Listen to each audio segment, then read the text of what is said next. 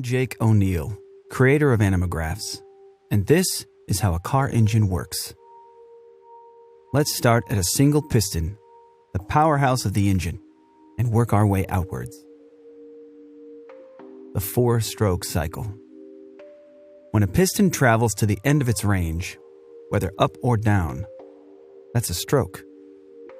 Car engines use a four-stroke cycle, and it goes like this. First, intake. The piston descends, sucking an air-fuel mixture into the cylinder through the intake port, with both intake valves open. Next, compression. With all valves closed, the piston comes back up, compressing the fuel and air mixture for more powerful combustion. Then, the power stroke. An electrical spark ignites the compressed fuel and air mixture, and the resulting combustion forces the piston to the bottom of the cylinder again. A connecting rod transfers this power to the crankshaft. Finally, exhaust. The piston comes back up, pushing the spent mixture out through open exhaust valves and the exhaust port, connecting multiple pistons. For smooth power delivery, pistons take turns firing. The firing order for this engine is 1, 3, 4, 2. Camshafts with specially shaped cams push spring-loaded valves open in turn. Cam gears and a timing belt or chain links everything to the crankshaft, and it all spins together. The crankshaft translates piston power out of the engine. It has counterweights to balance against the pistons for perfectly smooth revolutions. This is what RPM means. We're counting the number of full crankshaft revolutions per minute. The engine block holds the crankshaft and cylinders, and the cylinder head holds valves, ports, cams, etc. A geared flywheel sits at one side of the crankshaft for connection to a transmission. It's also where the starter connects to the system. This engine has 4 cylinders arranged in a single row, but there are many other possible configurations, like 6 cylinders with 3 on each side, angled in a V-shape, or 8. Despite different design goals, the basic engine parts are all there. Now let's look at other systems that support this combustion process. Air intake.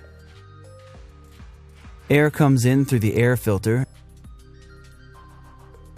and then into the intake manifold, where it mixes with fuel before being sucked into individual cylinders through intake ports.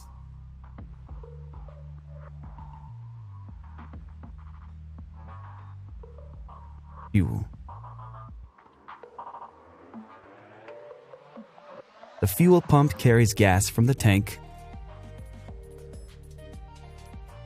through a fuel filter to the engine, where fuel injectors emit a precisely timed spray of gas into the intake port.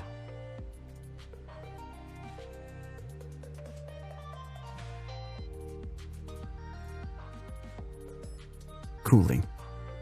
Engines get very hot during operation and require a cooling system. Coolant channels around the cylinders and through the cylinder heads carry a special liquid called antifreeze to keep temperatures within safe operating range. It's called antifreeze because it won't freeze in icy weather. After cooling hot engine parts, coolant circulates through the radiator. The radiator has a network of small tubes and fins. Coolant passes through these channels, while air, pulled in by the radiator fan, blows by the tubes, cooling the hot liquid for recirculation.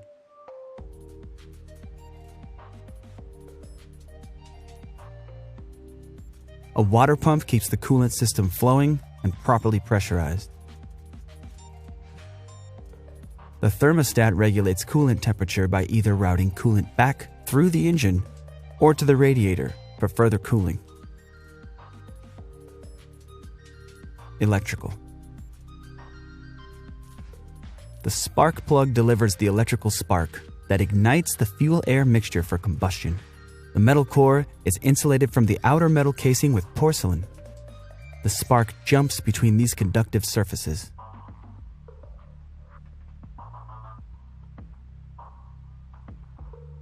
The coil pack delivers electrical current to the spark plugs as directed by the ECM, or Engine Control Module.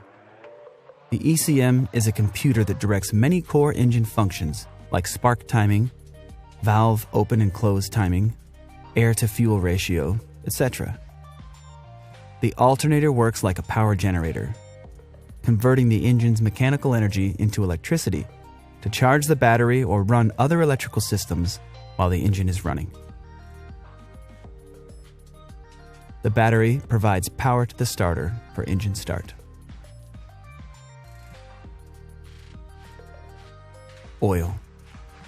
Motor oil is used to lubricate, clean, prevent corrosion, improve sealing, and cool the engine by carrying heat away from moving parts. Rings around the top of the piston head keep oil out of the combustion process, while otherwise allowing the cylinder to be lubricated. Oil galleries are channels through the engine block and cylinder head that carry oil to various engine parts.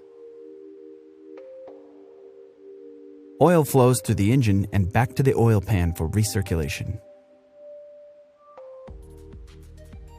Oil rests in the oil pan when not in circulation. The oil pump keeps oil properly pressurized and flowing. And the oil filter keeps oil clean from contaminants.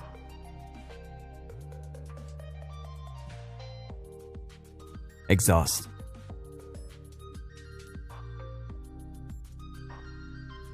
The exhaust manifold collects gases from multiple cylinders into one pipe. Exhaust flows through the catalytic converter, which captures toxic chemicals in engine exhaust, and then out through a muffler that reduces exhaust noise. And finally, here's the full functioning engine with all the basic systems we've discussed.